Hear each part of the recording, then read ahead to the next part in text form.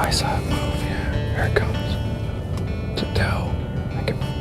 It's a little one. A skinny little doe moves slowly through the woods, pushing back leaves and picking what food she can find. I don't think she's gonna come up this way. Deer seeking refuge from the growing urban area around Hamilton County's 3,000-acre Enterprise Park have been coming here for years to forage for food. We've got probably more deer than the habitat will support here. The weights on a lot of the deer are a lot lighter than what you would expect the surrounding area, and we're hoping that these hunts will help correct that problem. Soldiers struggling to survive the wounds of war and deer attempting to survive on insufficient food converge on this land with an interesting opportunity to help each other. The purpose of the hunt was to try to provide those soldiers a little bit of benefit of being able to hunt and sort of in payment for the sacrifices that they've made being in the military. And secondly, to help control the deer population here. 78.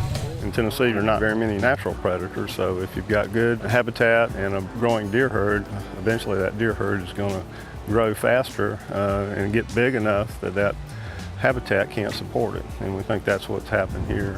On property that once housed the Volunteer Army ammunition plant, this hunt is a little like a military maneuver to target and thin the herd. So under the cover of darkness, a unit of 25 veteran soldiers set out on a mission to bring in the big bucks and does that can become food for others since there's no longer enough food for them.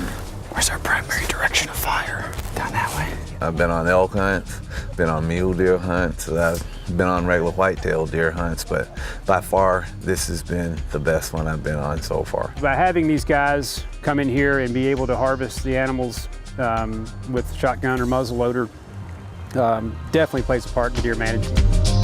I saw a total of 7 deer, harvested 1 doe, and after I harvested my doe, I was coming out and was standing there, and probably about 15 yards from me, an 8-point buck stood up. As exciting as this hunt is for the soldiers, and as meaningful as they say it is to get back out in the wild, the hunt has been cast into controversy by those opposed to the hunting of wildlife.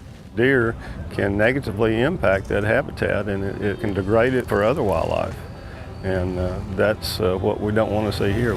The officers here also believe most soldiers have already lived through enough controversy.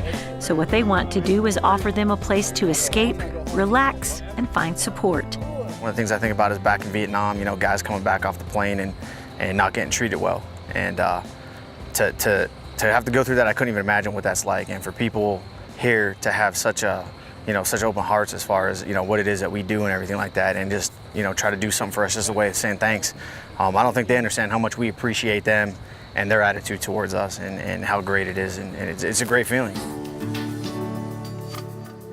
Even though there were more deer harvested than soldiers hunting, not everyone was on target. But those who did harvest a deer or two will have plenty of time to tell all about it. My first sergeant's never been deer hunting before, shot a buck and a doe. I'm probably never gonna hear the end of that when I get back to work, since I was unsuccessful as a kind of an experienced hunter. But this soldier can walk away knowing that the skinny little doe he let live now has a much better chance of finding food.